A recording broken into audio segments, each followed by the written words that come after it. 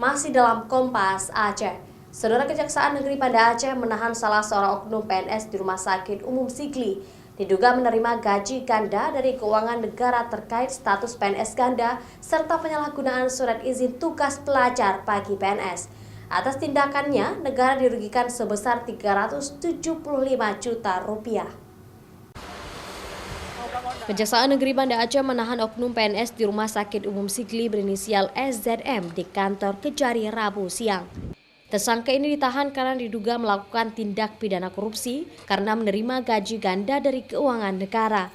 SZM merupakan PNS di Dinas Kesehatan Kabupaten Pidi sejak 2006 lalu. Kemudian tersangka juga lulus seleksi CPNS di pemerintahan Provinsi Aceh di tahun yang sama, tepatnya bertugas di Dinas Perhubungan Aceh.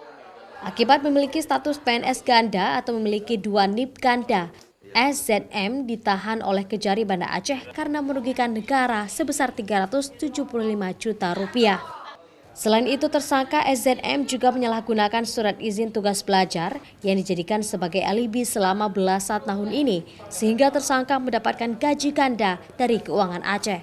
Terkait dugaan tindak pidana korupsi menerima gaji ganda dari keuangan negara terkait status PNS ganda atas nama Said Zaki Mubarak, SOS, SCAP, MKes, Kepala Ruangan Rumah Sakit Umum Sigli bagian Paru.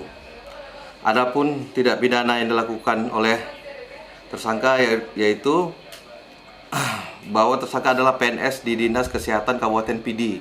Kemudian ia yang melamar untuk mengikuti tes CPNS di Provinsi Aceh dan lulus sehingga memiliki NIP ganda dan melengkapi persyaratan menjadi calon PNS sehingga membuat pernyataan bahwa bukan calon PNS sehingga melanggar ketentuan pemerintah RI nomor 11 tahun 2002 tentang perubahan atas peraturan pemerintah nomor 98 tahun 2000 tentang pengadaan pegawai negeri sipil.